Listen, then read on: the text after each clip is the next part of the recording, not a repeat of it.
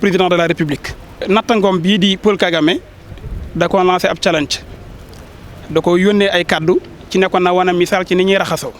Je relève le défi de mon cher collègue Paul Kagame, président du Rwanda.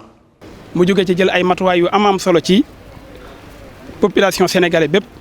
ba sax ñu nekk actuellement ci état d'urgence ma dama ko ci dollil beneen challenge di ko ñaan nag mu relever ko mooy mboolem àdduna bi am nañu jaaxle am nañu tiit jaxasoo nañ am nañu àgg ci ne mboolem lu ñu xalaatoon mboolem lu ñu amoon ci ay jumtuwaay jeexal nañ ko te mënuñ ci yëf yi dara nun dañoo am leneen loo xam ne dañ ko cee war a dolli mooy delloo nit ñi ci yàlla challenge boobu faaw njiitum réew mi da ko war a jiite woo ci ñëpp.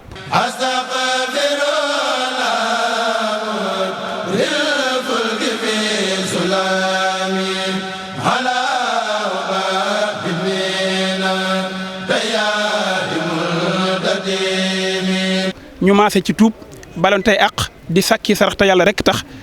fépp foo xam ne fu ñuy teg ay folklore la mbaa am fo moo xam ne ñuy seetaan la wala lu ñuy déglu ñu dindi ko maase delloo suñu bopp ci yàlla ndax yàlla mi am kattan ba dugal jàngoro ji nga xam ne ci àdduna bépp la ko wàccee te benn bët mënu koo gis bëtub kese ngir dafa tuuti benn bët mënu kenn du gis ak xetam wala mu déggu yëngoom ngir dafa tuuti te teewut mi àdduna bépp ngi taxaw ne dañuy def guerre mondiale guerre ak koo gisut guerre ak koo déggut guerre ak koo xam ne doo la xeeñ du guerre bu yomb. Allahumma ij'al lana min kulli hammin faraja wa min kulli diqin makhraja wa min kulli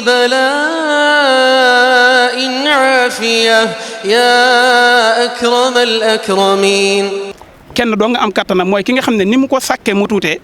noonu la sàkke yu ko ëpp fopp te loolu wax nañ ne adduna bi li ci yàlla sàkk ci ay dënd mu ñuy wax ay planète moo ëpp nombre de fépp suuf yi univers bi boo ko doon mesurer kenn xamul ñaata milliards d'années de lumière la te benn atu lumière bu nekk 9500 milliards de kilomètres la adduna bi am na ci distance yoo xam ne kenn xamul nu mu toll suñu adduna bii ñu nekk di ci dund boo ko dugaloon ci biir univers bi day seey comme bu poussière lay toll yàlla mi am kattan ci sàkk lu ndaw noonu la amee kattan ci sàkk lu mag te bis bu set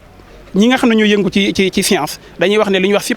supernova day am mooy ay àdduna yoo xam ne day dem ba seenu dund jeex mu explosé toj yàlla am na kattan ci jële fi àdduna bi te du ko wàññi dara ndax jëriñuñ ko dara bu ñu xamee loolu nag dañoo war a delluwaat ci moom xam ne lii lépp moom la te buñ ko tuubee jéggalu ko mu jëlee ko fi ndax ñun ñëpp maase nañ xam ne